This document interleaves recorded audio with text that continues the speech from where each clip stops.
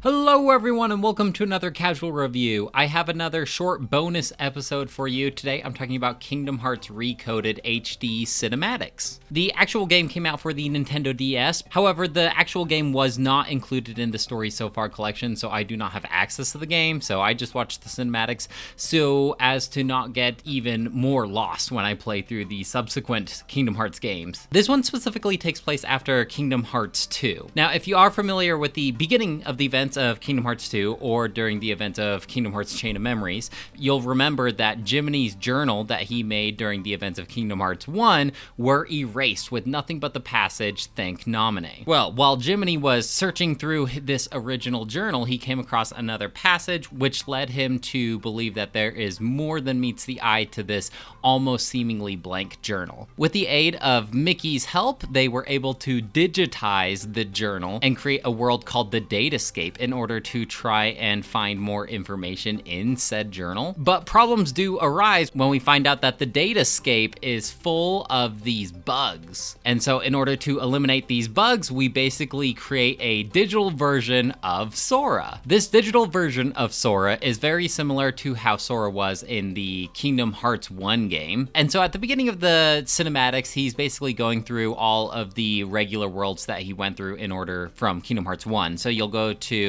Traverse Town, you'll go to Alice in Wonderland, and Hercules, and Aladdin. I think it's funny that whenever we are doing the quote-unquote like original Disney worlds, we always skip the Tarzan world. It was the same thing in Chain of Memories as well. Things start to go a little off script though when Pete and Maleficent find themselves into the Datascape along with Mickey and friends. And so in some way we are kinda just repeating the events of Kingdom Hearts 1, but in another way things go off rails within this whole Datascape with the bugs, and Pete wasn't even in Kingdom Hearts 1. I do feel like the majority of the cinematics in this game aren't that relevant to the overall Kingdom Hearts plot, but the end of this game certainly is when they bring in ties to Chain of Memories, 358 over 2 days, and Birth by Sleep. I am glad that they made these HD cinematics so I can still keep up with the story. I do think that Haley Joel Osment, who is the voice actor for Sora, has aged a lot more since when he first voice acted Sora in Kingdom Hearts 1, so it is a little jarring hearing him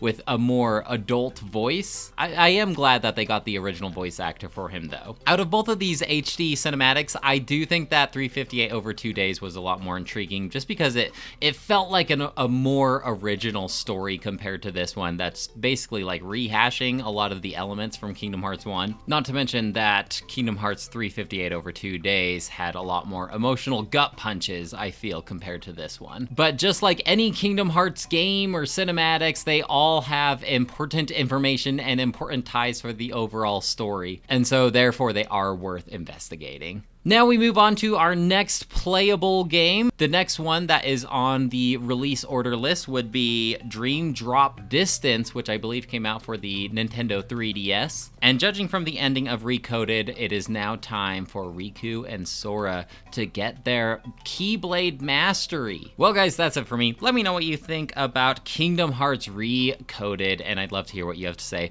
Otherwise, I'll talk to you later. Bye!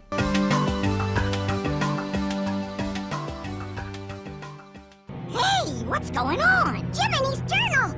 I think it's gone completely nuts! Nuts? Where? That's not what I mean!